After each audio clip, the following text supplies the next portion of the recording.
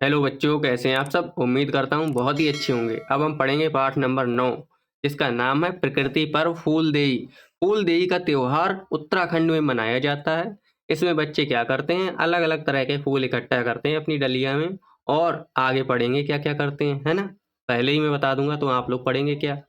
एक चीज और बता दूं मैं, ये त्योहार उत्तराखंड में मनाया जाता है। और कब मनाया जाता है? बसंत ऋतु में। जब फूल आते हैं, पौधों पर नए नए फूल आते हैं, तभी ये त्योहार मनाया जाता है। पढ़ते हैं इसे, और मेरे साथ आप भी पढ़ेंगे। अगली वीडियो में इसके सवाल जवाब, प्रश्नोत्तर और अभ्यास माला के लिए पूरा करेंगे। शुरू करते हैं। जानकी बहुत ही प्रसन्न थी। जानकी एक लड़की है जो कि बहुत ही प्रसन्न थी।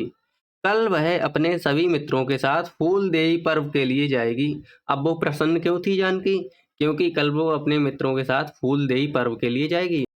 पर्व होता है बच्चों त्योहार। पर्व कोई त्योहार, जैसे हम लोग त्योहार मनाते हैं तो पर्व के लिए त्योहार भी बोल सकते हैं, है ना।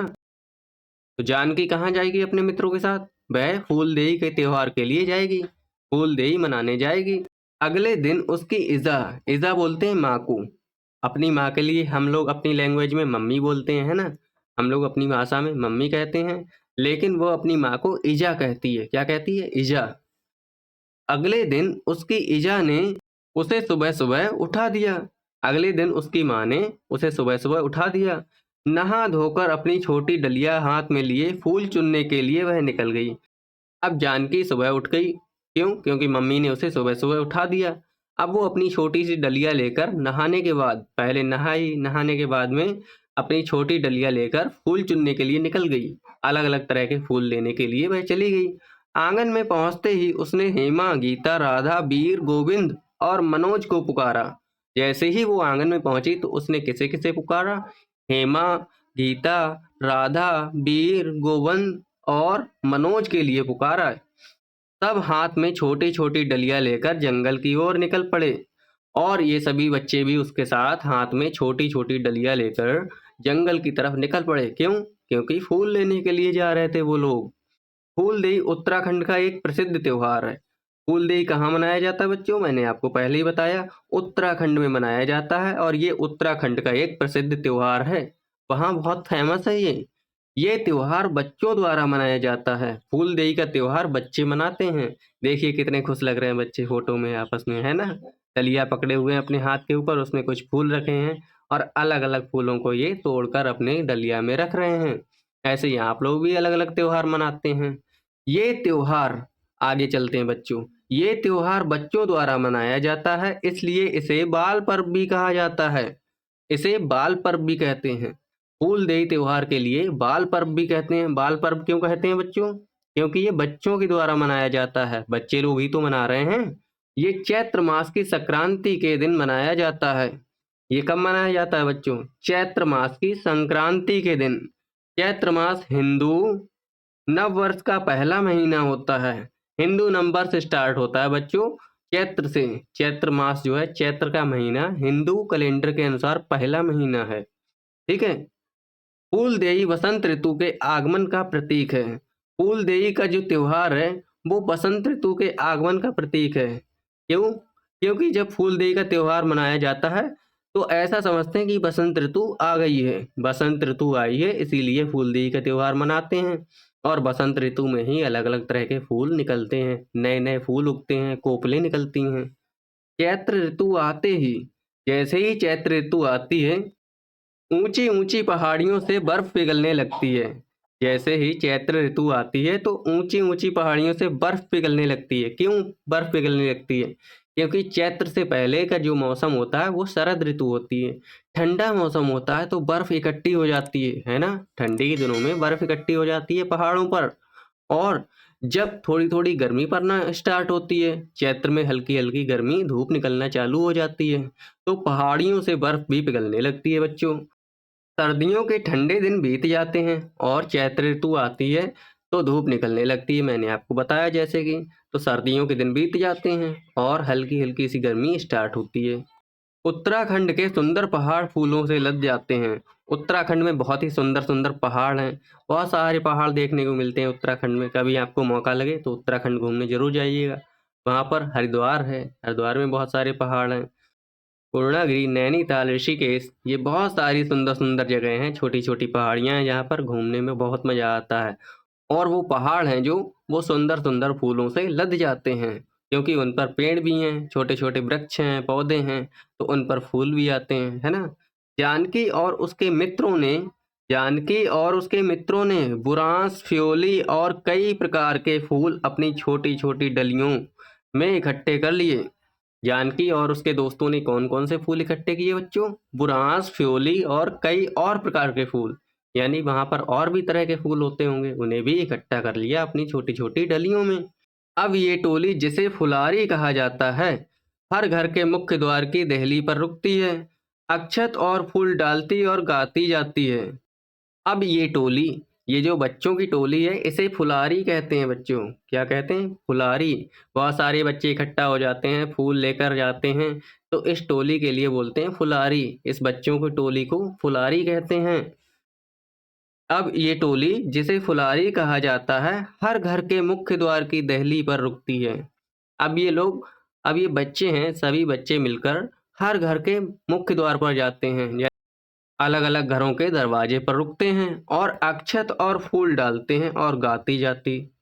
साथ-साथ में ये लोग अक्षत डालते हैं और फूल डालते हैं वहाँ दरवाजे पर, उनके गेट पर। दरवाजे के ऊपर ये देखिए बच्चे फूल डाल रहे हैं ऐसे करके, है ना? ये देखिए डाल रहे हैं, दिख रहा है आपको फ़ोटो में? है? और गाती जाती, क्या गाती हैं? फूल देई छम्मा देई, दैडी द्वार भर बकार, ये दैली के बारंबार नमस्कार फूले द्वार। ये ऐसे गीत गाते जाते हैं साथ-साथ में फूल डालते हुए। बच्चे देखिए फूल डाल रहे हैं, है ना?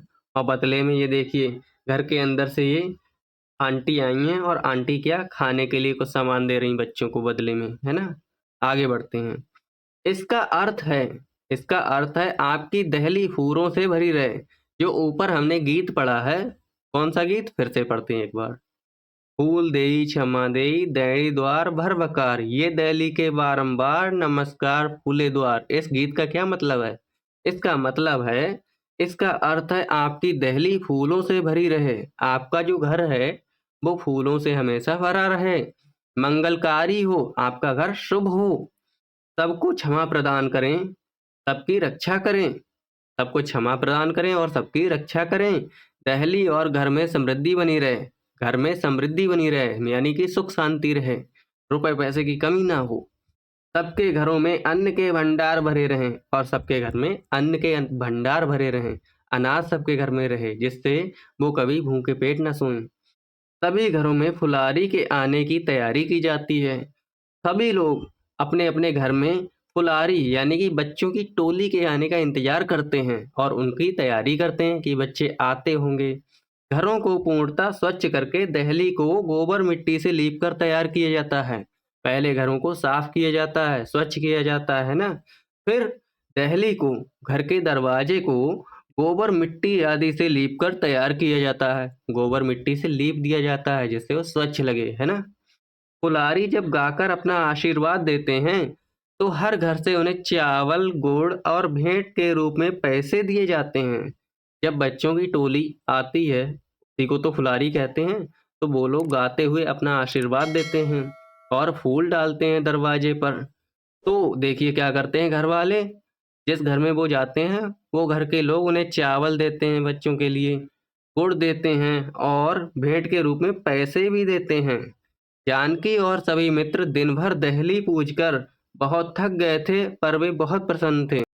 जानकी और उसके सभी मित्र, जो भी उसके साथ में टोली थी पूरी, है ना, फुलारी, वो सब लोग दिन भर दहली पूजकर सब लोगों के दरवाजे में पूज-पूज कर, फूल डाल-डाल कर थक चुके थे, लेकिन फिर भी वे बहुत प्रसन्न थे। क्यों खुश थे?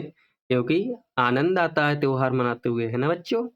इस तरह फूलदेई का त्योहार उत्तराखंड के अलग-अलग क्षेत्रों में 8 दिनों से लेकर महीने भर तक चलता है। बेटा कितने दिन तक? 8 दिन से लेकर महीने भर तक चलता है। फूलदेई का त्योहार 1 दिन में नहीं मनाया जाता है, ध्यान रखना।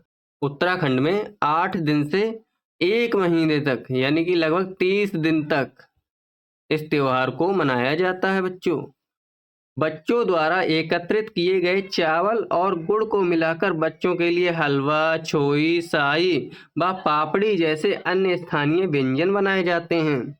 अब क्या करते हैं, जो बच्चों ने चावल इकट्ठा किए हैं फूलदेई का त्योहार मनाते हुए, और सभी लोगों के घर से जो जो देते हैं थोड़ा बहुत सामान, उस सामान से क्या क्या बनाया जाता है बच्चों? हलवा बनाते हैं, छोई, साई या पापड़ी बनाते हैं, ठीक है। और जो स्थानीय व्यंजन है, जो लोग वहाँ के खाना पसंद करते हैं, ऐसे व्यंजन, ऐसे पकवान बनाते हैं बच्चों के लिए। व्यंजन बनाने के लिए जमा पैसों से घी या तेल खरीदा जाता है।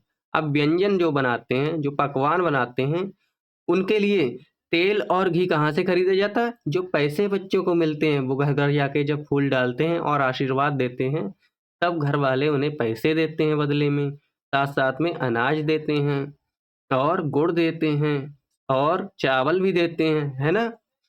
तो जो पैसे इकट्ठे होते हैं, उनसे तेल और घी खरीद लेते हैं, है ना? उन्हीं से पकवान बनाए जाते हैं।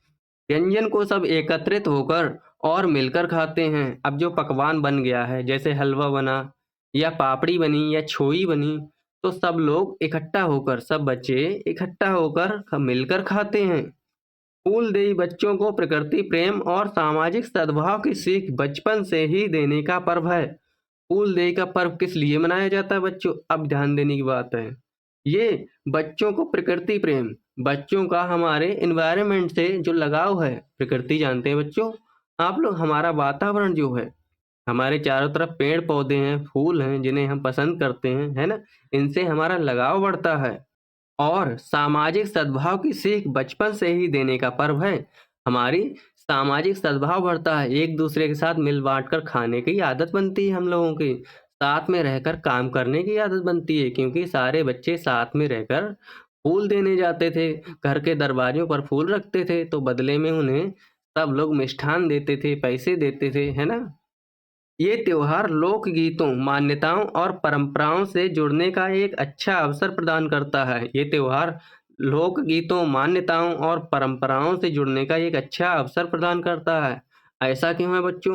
क्योंकि वो ऊपर लोकगीत भी गा रहे थे, उनका जो गीत था वो भी गा रहे थे जब फूलदेई का त्योहार मना रहे थे।